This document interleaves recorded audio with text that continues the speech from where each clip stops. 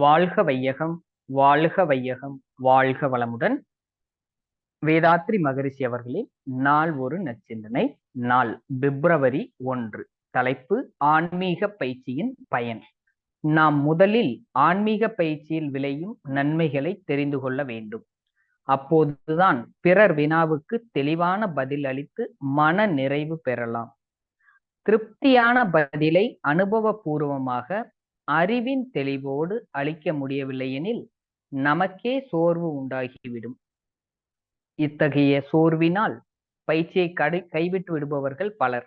இந்த குழப்பமும் நட்டமும் ஏற்படாதிருக்கவும் கேள்வி கேட்போருக்கு மன தெளிவோடும் உறுதியோடும் பதில் சொல்லவும் இங்கு ஆன்மீக பயிற்சியின் நல் விளைவுகளை விளக்கி கூறுகிறேன்.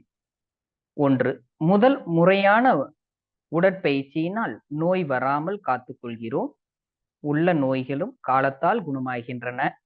குறைந்தபட்சம் நோயின் கொடுமை குறைகிறது. மனிதனின் உடலை விட முக்கியமான பொருள் உயிர். அது விஞ்ஞான கருவிக்கு எட்டாதது, அவ்வளவு நுண்மையானது. அந்த உயிரை உணர்வாக பெறுகிறோம்.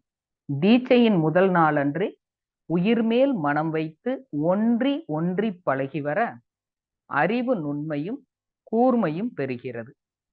பயிற்சியால் அறிவு பெறும் உறுதி, நுட்பம், ஆற்றல் இவை வாழ்க்கை துறைகள் அனைத்திலும் வெற்றியடைய செய்கிறது.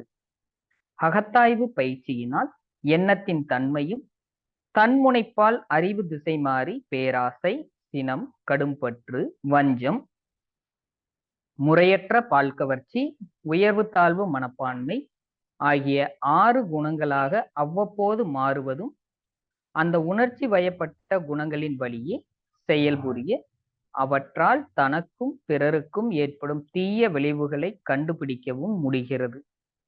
அடுத்து பயிலும் ஆசை சீரமைப்பு, சினம் தவிர்த்தல், கவலை ஒழித்தல் ஆகிய பயிற்சிகள் முறையாக பழகும்போது மனிதன் மனித தன்மையோடு அமைதியும் இன்பமும் காத்து வாழ முடிகிறது.